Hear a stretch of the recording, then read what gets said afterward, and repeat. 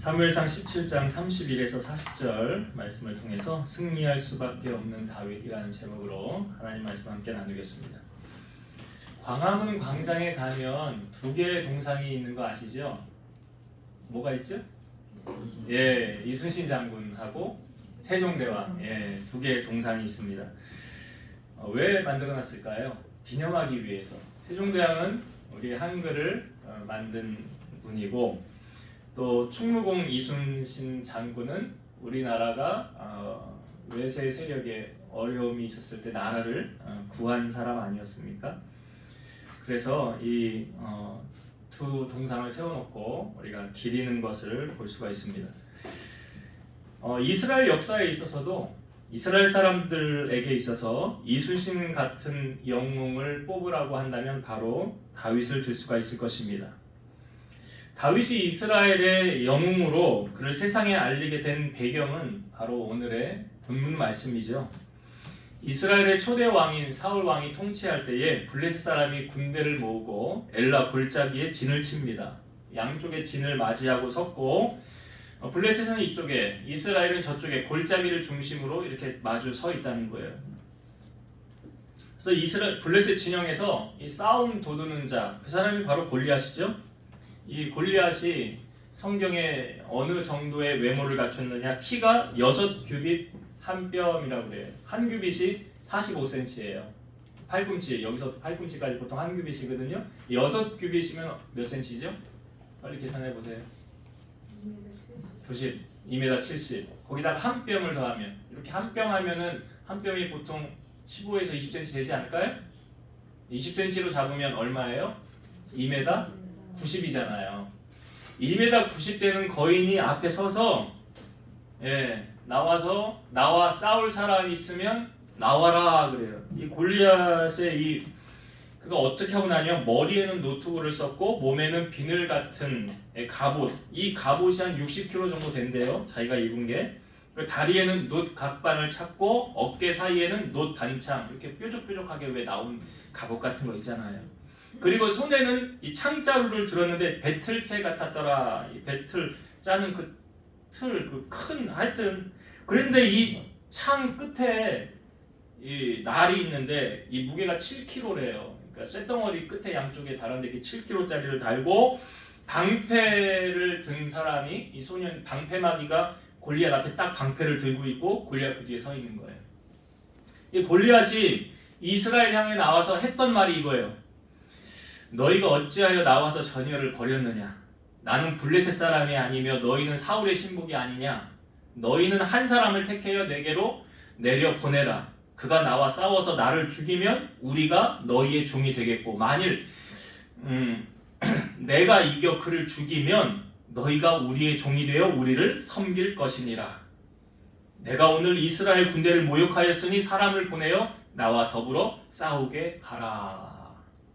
골리앗이 나와서 뭘 얘기하는 거예요? 1대1로 나와 싸우자. 그래서 나를 죽이면 너희가 전쟁에 이긴 것이고, 내가 만약에 나와 싸운 사람을 이기면 우리가 이긴 것이다. 사울왕과 온 이스라엘이 블레셋이 이 골리앗의 말을 듣고 크게 두려워합니다. 골리앗이 40일을 아침 저녁으로 나와서 이 같은 말을 계속 반복하고 있었어요. 근데 다윗은 그 2세의 아들 중에서 막내였잖아요. 근데 세 형들은 전쟁터에 나아가 있었습니다. 그래서 이세가 다윗에게 심부름을 보내는 거예요. 내 형들에게 이 볶은 곡식, 이게 한 에바 36리터인데 그거 갖다 주고 떡 10덩이를 가지고 가서 그거를 속히 가서 형들에게 주고, 또 이 치즈 10덩어리는 천부장 담당하는 군인 천부장에게 주어서 내 형의 안부를 살피고 그 증표를 나에게 가지고 와라 라고 말합니다. 여러분, 저는 성경을 보면서 여기서 2세의 마음이 저는 보였어요. 지금 형들은 나이가 많아서 어쩔 수 없이 전쟁터에 나가 있는 거예요. 이거 군인 착출되듯이. 그런데 그 형들의 안부를 묻기 위해서 누구를 보내고 있어요 지금? 다윗을 보내잖아요. 다윗을. 아니, 야곱이 그 요셉이 총리로 있을 때 너희들 식량 어떤 정탐꾼들이지 하면서 속이면서 자기 신분을 감춰놔야 요셉이 자기 신분을. 그리고 형들에게 누굴 데려오라고 그래요? 막내인 베냐민을 데려오라고 그러잖아요. 그래서 아버지 야곱에게 가서 베냐민을 데려오라고 합니다. 우리 시므온 잡혀 있잖아요. 베냐민을 데리고 가야 시므온도 데리고 올 수 있고 식량도 살 수가 있습니다. 근데 야곱이 베냐민을 처음에 보내요, 안 보내요? 안 보내잖아. 왜 안 보내요? 요셉처럼 죽을까봐. 자기가 아끼는 그 라헬을 통해 얻은 아들이 두 아들인데 요셉은 죽은 줄 알잖아요. 근데 애굽의 총리로 되어 있는 것을 야곱은 모르잖아요, 아버지는. 그런데 이 베냐민을 보내려고 하니까 안 보낸다는 거예요. 안 보내. 가지고 온 식량이 다 떨어졌어요. 그러니까 굶어 죽게 생겼거든요. 그러니까 야곱이 그제서야 어떻게 해요? 전능하신 하나님께서 그 사람 앞에서, 그 사람이 요셉이거든요. 총리. 그 사람 앞에서 너희에게 은혜를 베풀기를 원하노라 하면서 야곱이 어쩔 수 없이 베냐민을 보내요. 이게 부모 마음 아니에요? 근데 지금 이새는 어떻게 하고 있어요? 전쟁터에 형들 잘 있나 보고 증표를 받아가지고 와라 라고 보내고 있잖아요. 아니 그 사무엘이 두 번째로 왕이 될 자를 이새의 집에 예선을 해놓았는데 사무엘이 가서 이새에게 그랬어요. 너희 집에 아들들 있지. 다 성결하게 하고 제사 지낼 준비를 하고 있어라.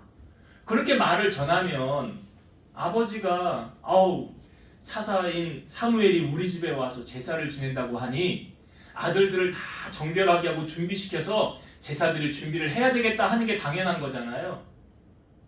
그런데 그때 사무엘이 이새의 집에 갔는데 첫째부터 일곱째까지 다 하나님이 놓으라는 거예요. 얘 왕이 될 자 아니 없대요. 그러니까 사무엘이 이게 아들이 다냐고. 그랬더니 아니요. 막내가 있는데 지금 양을 치고 있습니다. 아니 그러면 왜 다윗은 그 자리에 왜 없습니까? 다윗도 그 자리에 있어야지 아들이면. 거기서 같이 제사 드리고 그 자리에 같이 있어야 되는 거 아니에요? 근데 왜 걔는 빼놨어요? 걔는 왜 양치라고 그랬어요? 이게 이새의 마음이 보이잖아요. 지금도 전쟁터에 정말 금쪽 같은 새끼라고 한다면, 내가 정말 아끼는 내 생명 같은 자식이라고 한다면 그 전쟁터에 내 보내겠어요? 안 보내지요. 참 저는 성경을 보면서요, 다윗이 그 가족사를 보면 다윗의 어머니에 관한 이야기가 성경 어디에도 없더라고요. 엄마 이름도, 엄마가 뭐 했더라, 어떻게 했더라, 그게 일절 나타나질 않아요. 근데 시편에 보면 다윗이 시편 27편 10절, 이게 다윗의 시거든요. 이렇게 기록되어져 있어요. 내 부모는 나를 버렸으나 여호와는 나를 영접하시리이다. 이게 누가 쓴 거예요? 다윗이요. 내 부모는 나를 버렸으나 여호와는 나를 영접하시리이다. 여러분 부모 사랑 못 받았다고 섭섭해할 필요 없어요. 좀 섭섭할 수는 있어요. 다윗도 그랬잖아요. 육신의 부모의 사랑은 못 받았을지라도 아버지 되시는 하나님의 사랑은 넘치도록 받은 게 다윗 아닙니까? 혹시라도 부모의 편견이 있었거나 사랑을 못 받았다면 인간이 주는 사랑과는 비교가 안 되는 하나님 아버지의 사랑을 더욱 넘치게 받으시는 여러분 되시기를 주의 이름으로 축원드립니다. 다윗이요, 전쟁터에 도착하여서 형들의 안부를 물을 때 마침 골리앗이 나와서 그 하는 말을 다윗이 들어요. 그리고 모든 이스라엘 사람들이 골리앗을 보고 심히 두려워하며 그 앞에 도망하면서 이스라엘 백성들이 말하기를 너희는 이 올라온 사람을 보았느냐? 참으로 이스라엘을 모욕하러 왔도다. 그를 죽이는 사람은 왕이 많은 재물로 부하게 하고 그의 딸을 그에게 주고 그 아버지의 집을 이스라엘 중에서 그 딸을 주고 그 아버지 집에 이스라엘 중에 세금 내는 것을 면제하게 하신다고 한다.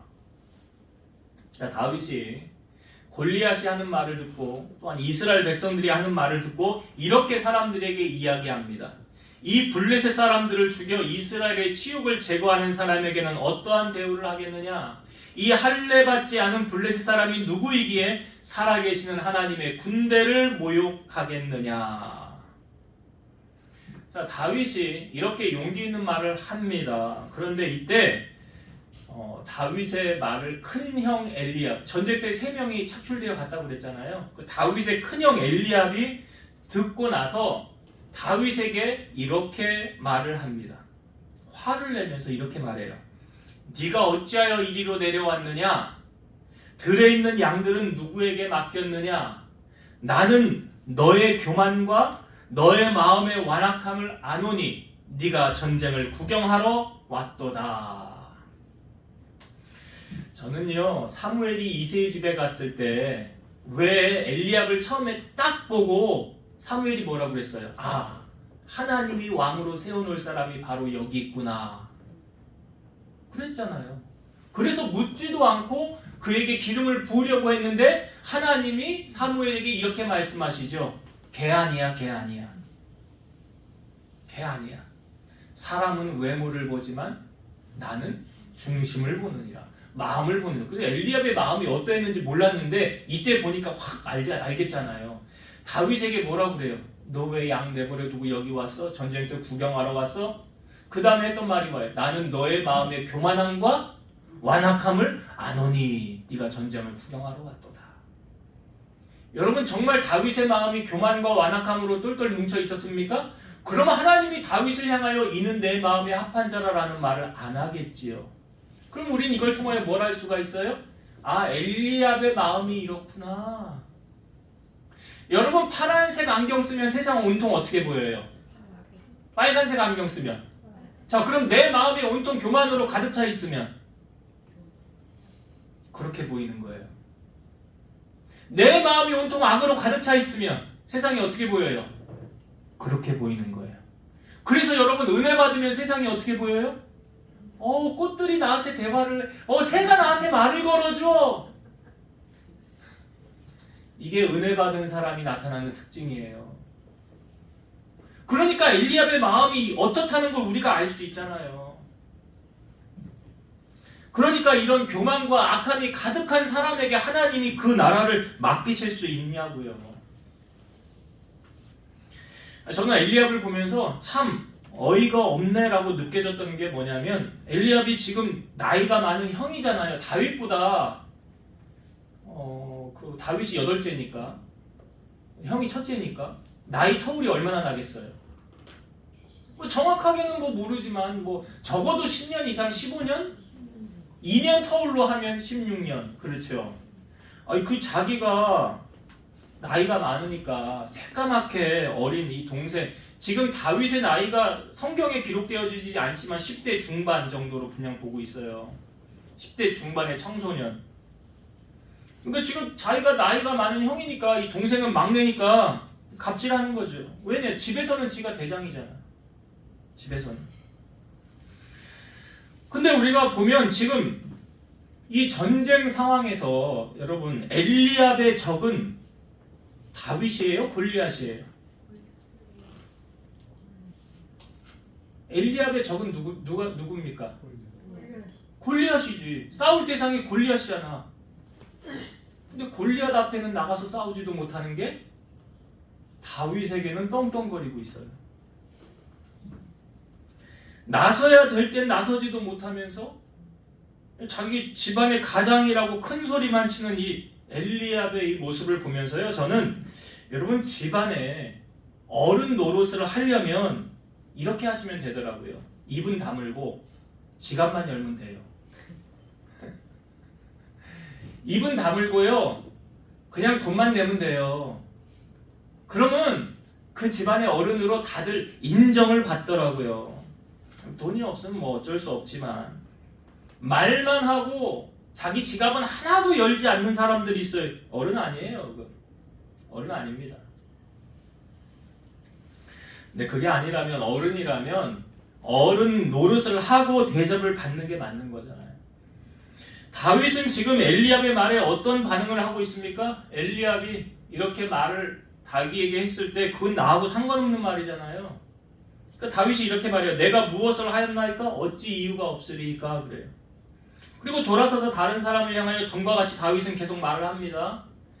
이 다윗이 이 하는 소리가 이제 왕의 귀에까지 들려오죠. 자, 다윗은 지금 엘리압이 하는 말을 들어오지 않아요. 다윗에게 그냥 한 귀로 듣고 흘려버리는 거예요. 왜 그렇습니까? 다윗의 상대는 지금 엘리압이 아니죠. 골리앗이잖아요. 여러분, 우리가 나의 적이 누구인지 분명히 알고 싸워야 된다는 거죠. 지금 엘리압의 적은 누구처럼 보입니까? 골리앗이에요? 다윗이에요? 그러니까 엘리압은 지금 다윗에게만 뭐라고 그러지 골리앗에게는 아무 말도 못하고 있잖아요. 근데 다윗은요, 지금 자기의 적이 누구예요? 골리앗이에요. 골리앗. 엘리압이 다윗의 적이 아니에요. 에베소서 6장 12절 우리의 씨름은 혈과 육을 상대하는 것이 아니요 통치자들과 권세들과 이 어둠의 세상 주관자들과 하늘에 있는 악의 영들을 상대함이라. 신앙생활을 하면서도 영적 싸움을 바로 알고 하셔야 돼요. 내가 싸워야 될 대상이 누구인지를 분명히 바로 알아야 된다는 거예요. 자, 다윗이 이 소문이 이스라엘 왕의 귀에까지 들어가게 됩니다. 그리고 사울 왕이 다윗을 불러요. 아마 사울의 생각에는 이렇게 용기 있는 말을 하는 사람은 분명히 용사이지 않을까, 용사다운 모습을 갖추지 않았을까라고 생각했을지 몰라요. 그런데 사울이 다윗을 보고 한 말이 이렇게 말하죠. 너는 가서 저 블레셋 사람하고 싸울 수 없어. 왜냐하면 너는 소년이고 저 블레셋 저 사람은 용사잖아. 자, 이때 다윗이 사울 왕에게 한 말을 한번 봅시다. 34절, 35절 볼게요. 오늘 본문의 34절과 35절의 말씀. 다윗이 사울에게 말하되 주의 종이 아버지의 양을 지킬 때에 사자나 곰이 와서 양 떼에서 새끼를 물어가면 내가 따라가서 그것을 치고 그 입에서 새끼를 건져내었고 그것이 일어나 나를 해하고자 하면 내가 그 수염을 잡고 그것을 쳐 죽였나이다. 자, 지금 다윗이 무슨 이야기 합니까? 너 나가서 싸울 수 있다는 거예요. 그러면서 무슨 이야기를 해요? 양을 칠 때 사자나 곰이 와서 양을 물어가면 내가 그 사자하고 곰하고 싸워서 양을 빼앗아 왔다는 거예요. 여러분, 지금 다윗이 골리앗 앞에 나아가서 싸울 수 있게 된 원동력을 지금 다윗이 말하는 거죠. 내가 왜 골리앗 앞에 나아가서 싸울 수 있게 되는 줄을 아십니까? 지금 그 얘기하는 거예요. 이 말은요, 다윗의 성실함이 골리앗과 싸울 수 있는 계기를 마련했다라는 것을 성경은 우리에게 보여주고 있어요. 양치는 일은 하찮은 일이에요. 솔직히 그것 잘한다고 칭찬받을 일도 없고요. 또 그 양을 열심히 해서 새끼를 낳고 재산을 늘린다고 한들 그 양이 내 양이 됩니까? 아니에요. 그러니까 다시 말씀드려서 내가 그렇게 열심히 수고하며 일하지 않아도 된다는 말이라는 거죠. 그냥 대충 하고 시간만 때우면 된다는 거예요. 근데 굳이나 다윗은 어떻게 양을 지켰대요? 사자나 곰이 와서 물어가면 쫓아가서 그 양을 빼앗아 왔다는 거예요. 보통 사람 같았으면 사자나 곰이 양 물어가면 아이고 한 마리 또 죽었네. 그게 네 운명인가 보다. 너는 거기까지인가 보다. 하면서 싸울 생각을 하지 않을 거예요. 그런데 다윗은 그렇게 하지 않았죠. 골로새서 3장 22, 23절 종들아 모든 일에 육신의 상전들에게 순종하되 사람을 기쁘게 하는 자와 같이 눈가림만 하지 말고 오직 주를 두려워하여 성실한 마음으로 하라. 무슨 일을 하든지 마음을 다하여 주께 하듯 하고 사람에게 하듯 하지 말라. 그러니까 다윗의 양치기는 눈가림으로 하지 않았다는 거죠. 하나님 보시기에 선하고 아름답게 했다는 거예요. 이것이 하나님 앞에 상달이 됐다는 거예요. 자, 여러분, 하나님께서 이스라엘의 두 번째 왕을 예선할 때 하나님이 보고 뽑은 게 있어요. 뭘 봤는지 아세요? 양치는 것을 봤어요. 아니 왜 왕을 세우는데 왜 양치는 걸 봅니까? 예? 아니 이스라엘의 두 번째 왕을 세우려고 하는데 하나님이 눈을 들어 다 살펴봤는데 뭘 보고 왕을 세웠냐면 양치는 거 보고 왕을 세웠대. 그럼 뭘 보시려고 그러는 거야 하나님이? 그렇죠. 시편 78편 70에서 72절 여기 답이 있어요. 또 그의 종 다윗을 택하시되 양의 우리에서 취하시며 전 양을 지키는 중에서 그를 이끌어내사 그의 백성인 야곱 그의 소유인 이스라엘을 기르게 하셨더니 이에 그가 그들을 자기 마음의 완전함으로 기르고 그의 손의 능숙함으로 그들을 지도하였도다. 여기 성경을 잘 보면 다윗을 택하셨는데 어디서 보고 택했대요? 양의 우리에서 취하시며. 왕이 될 자를 양치는 우리에서 하나님이 보고 택하였다는 거. 이 말은 모든 이스라엘 백성들에게 다 똑같이 기회를 줬다라는 거잖아요. 아니 하나님 불공평해 왜 다윗이야? 라고 말할 수 없게 다 똑같이 기회 줬어요. 이 72절 시편 78편 72절을 저는 이 개역 한글 예전 성경에 보면 이렇게 나와 있어요.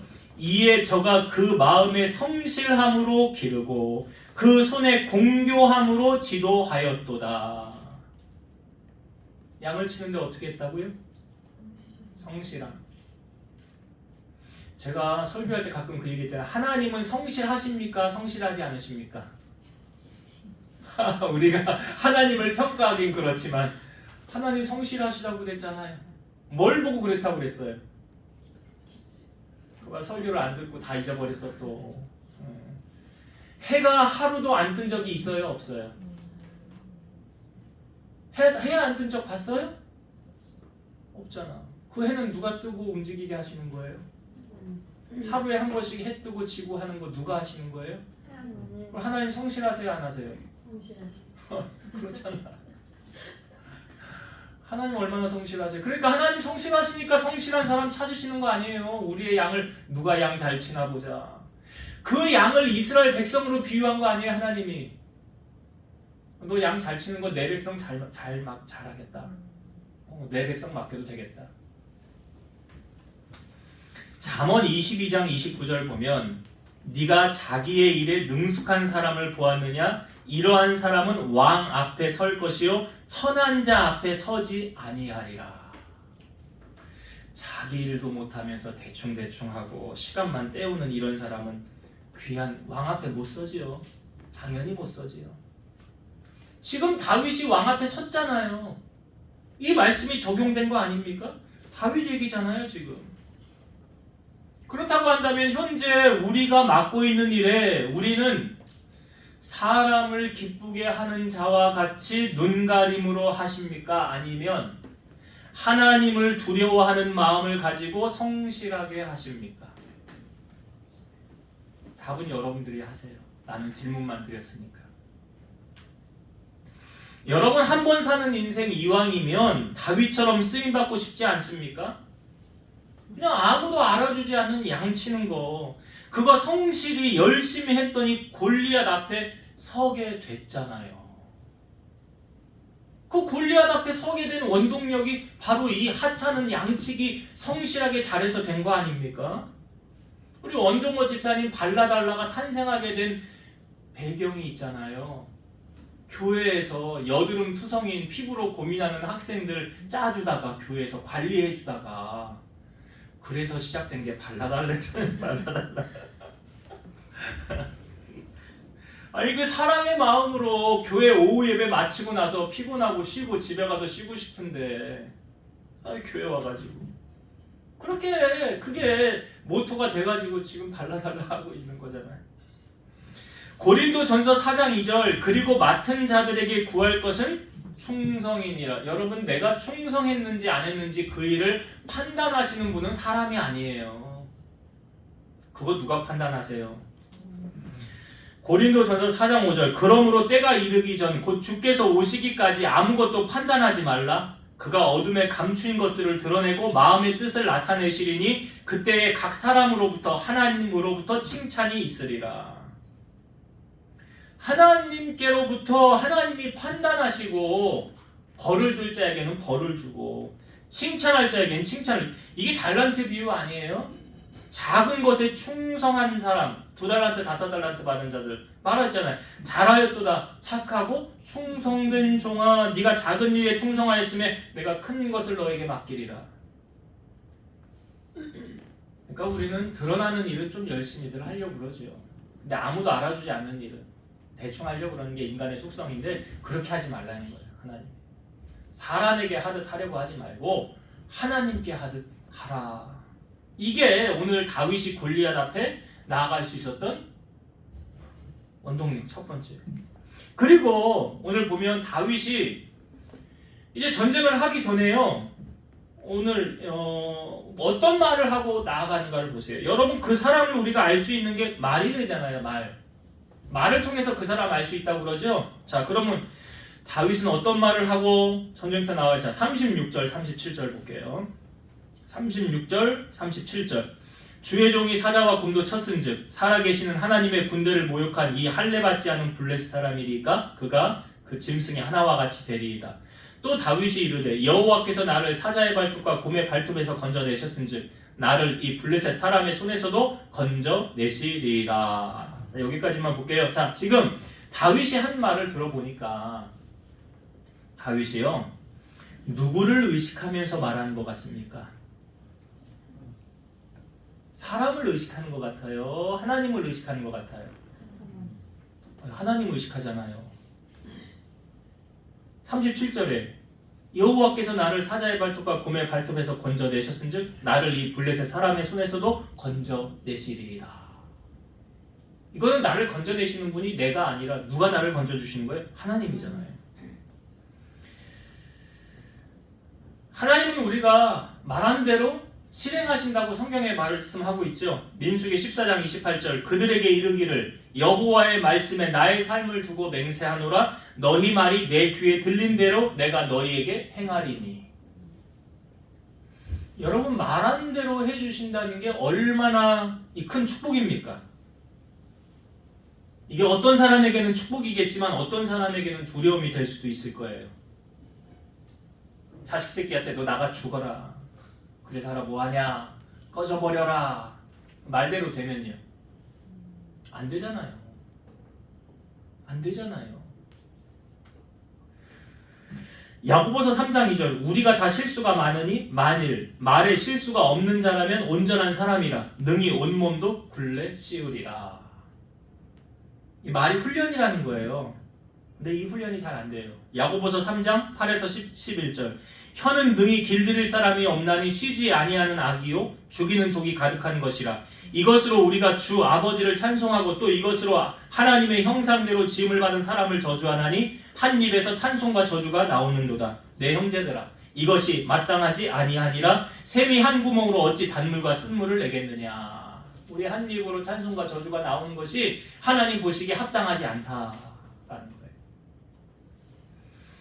이사야 57장 19절 입술의 열매를 창조하는 자 여호와가 말하노라. 하나님 입술의 열매를 만드신대요. 골로새서 4장 6절 너희 말을 항상 은혜 가운데 소금으로 맛을 냄과 같이 하라. 그리하면 각 사람에게 마땅히 대답할 것을 알리라. 말을 소금으로 맛을 내는 것처럼 하라. 은혜가 되게 하라.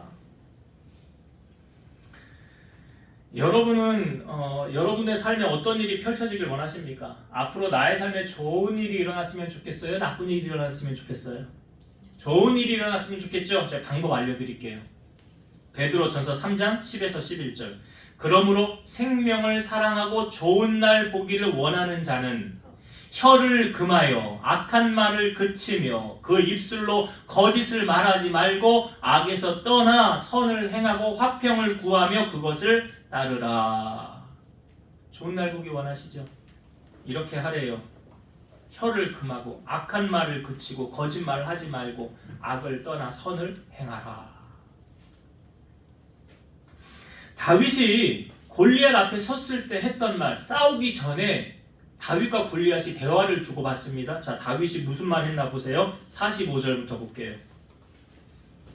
45절부터 다윗이 블레셋 사람에게 이르되 너는 칼과 창과 단창으로 내게 나아오거니와 나는 만군의 여호와 이름 곧 네가 모욕하는 이스라엘 군대의 하나님의 이름으로 내게 나아가노라. 오늘 여호와께서 너를 내 손에 넘기시리니 내가 너를 쳐서 내 목을 베고 블레셋 군대의 시체를 오늘 공중의 새와 땅의 들짐승에게 주어 온 땅으로 이스라엘의 하나님이 계신 줄 알게 하겠고 또 여호와의 구원하심이 칼과 창에 있지 아니함을 이 무리에게 알게 하리라. 전쟁은 여호와께 속한 것인즉 그가 너희를 우리 손에 넘기시리라. 자, 여러분 다윗의 말을 들어보니까 아직 싸우기 전이잖아요. 골리앗하고 아직 싸우기 전이잖아요. 근데 이미 다윗이 이긴 것 같지 않습니까? 그렇잖아요. 아직 안 싸웠거든요. 근데 이겼네요, 벌써 다윗이. 이겼잖아요. 네, 이겼잖아요. 그러니까 하나님이 그 말을 들으시고 다윗이 말한 대로 해주신 거잖아요. 예수님 사역하실 때 더러운 귀신 들린 딸을 둔 엄마가 예수님 앞에 엎드립니다. 이 여인이 이방인이 헬라인 수로보니게 여인인데요. 예수님에게 와서 자기 딸에게서 귀신을 쫓아내 주시기를 간구합니다. 예수님 이렇게 말씀하셨어요. 자녀로 먼저 배불리 먹게 할지니 자녀의 떡을 취하여 개들에게 던짐이 마땅하지 아니하니라. 이게 무슨 비유입니까? 예수님이 지금 어떤 비유를 한 거예요? 너는 개야 이거잖아. 직선적으로 돌려 말한 거잖아요. 자녀의 떡을 취하여 개들에게 던짐이 마땅하지 않다. 너는 개예요, 개. 예수님이 지금 이렇게 평가를 하시는 거예요. 이방인. 그러니까 그 말을 들으면 시험들만도 하잖아요. 근데 이 여인 뭐라고 말합니까? 주여 올소이다마는 상 아래 개들도 아이들이 먹던 부스러기를 먹나이다. 그러니까 자기를 개라고 지금 표현한 거예요. 인정을 한 거예요. 그런데 그 개들도요, 상 아래 부스러기는 먹습니다. 자, 그 다음 예수님이 이렇게 말씀하셨어요. 이 말을 하였으니 돌아가라. 귀신이 네 딸에게서 나갔느니라. 이 말을 하였으니 돌아가라. 이 말이 어떤 말이에요? 개들도 주인상에서 떨어지는 부스러기는 먹습니다. 우리가 기도를 많이 하는 것도 중요합니다. 그런데요, 일상에서 어떤 말을 하느냐가 삶의 기도로 연결될 수 있다는 거예요. 잠언 18장 20절 사람은 입에서 나오는 열매로 말미암아 배부르게 되나니 곧 그의 입술에서 나는 것으로 말미암아 만족하게 되느니라. 입에서 나오는 열매가 뭐예요? 말의 열매 거둔다고. 여러분 10년 뒤에 어떻게 될지 궁금하지요? 궁금하잖아요.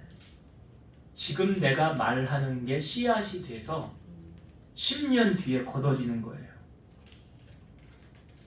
그래서 복된 말, 축복의 말을 선포하는 사람, 이 좋은 날 보기를 원하는 사람들은 그런 말을 하니까 10년 뒤에 내 인생이 어떻게 펼쳐질까요? 아름답게 펼쳐지겠지요. 그러지 않을까요? 왜요? 입술의 열매를 창조하는 여호와께서 내가 말한 대로 들으신대잖아요. 그리고 해주신대잖아요. 오늘 다윗이 골리앗 앞에 나아가서 싸우기 전에 이미 이겼어. 싸우기 전에 이미 이겼어. 전쟁터에 나아가서 어떻게 됐어요? 싸울 때? 당연히 이기죠. 전쟁터에 나아갈 때 사울이요, 자기 옷 입혀주고 다윗에게 군복 입혀주고 투구 씌워줬는데 익숙하지 않으니까 이거 못 입고 가겠습니다 하고 내려놓잖아요. 그래서 그거 내려놓고 손에 막대기 가지고 매끄러운 돌 5개를 가지고 주머니에 넣고 물매를 가지고 골리앗 앞에 나아가잖아요. 다윗의 무기는 칼이 아니에요.